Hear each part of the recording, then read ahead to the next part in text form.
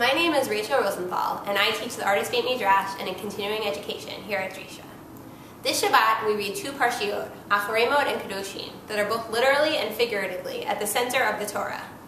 They can be seen as the greatest hits of sorts, a combination of ritual and ethical law that take us through everything from sacrifices to the laws of the priests to the holidays, and a mixture of ethical principles that teach us about how to build a society around justice and communal responsibility. Perhaps the most famous part of this week's Parsha appears in Vayikra Yud-Tet, the section known as the Holiness Code, that begins with the words, Kedoshim tihiyu, ki kadosh ani Hashem Elokeichem. You shall be holy, for I, Hashem your God, am holy.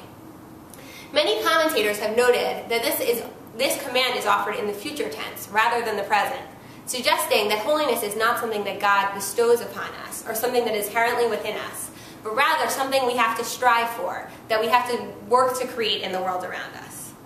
With this in mind, it is surprising to look at the list of mitzvot included within this holiness code.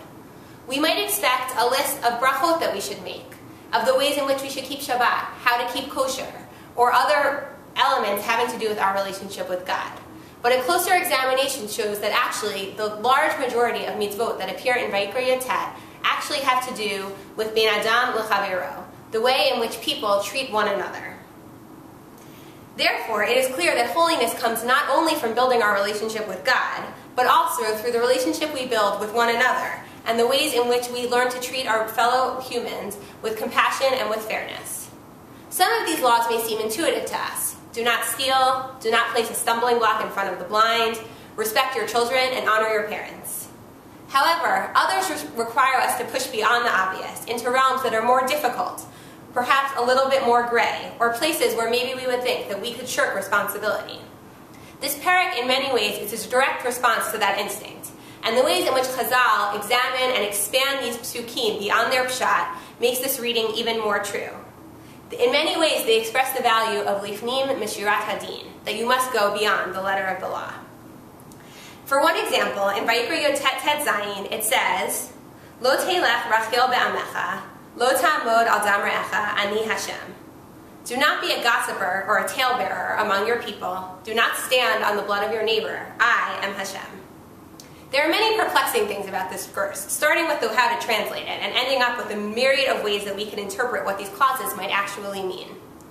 However, what is noteworthy about both of these two clauses is that they both transform a passive or an indirect action into a direct one with serious consequences. Chazal, picking up on the opportunity to create wide moral lessons from this verse, learn out a number of things, including the prohibition against recording votes in a judgment so as to maintain the community's faith in the justice system, the prohibition against embarrassing someone with the notion that that is as serious as murder, the obligation to save one's fellow from harm, whether the danger comes from a person, an animal, or a river, and whether the act of saving requires one's body or one's financial resources, and the notion of a connection between a person and his or her fellow, suggesting that we are responsible, even when we are not culpable. So what is it then about this verse and the others around it that are such central ethical tenets that we must learn from?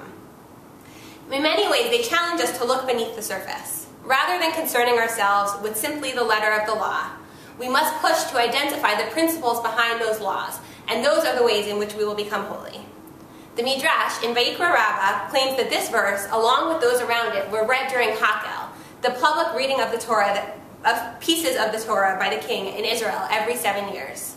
There, Rabbi Chia teaches that it was read publicly, mipnei sherov gufo Torah tolimba, because the majority of the essence of the Torah relies upon it.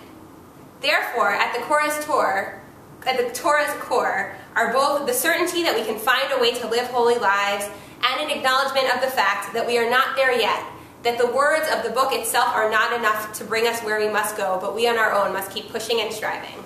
So hopefully we will find a way to push beneath and beyond the words at their face value and instead live a life that is imbued with godliness, and then we will fulfill the commandment of you shall be holy. Shabbat Shalom.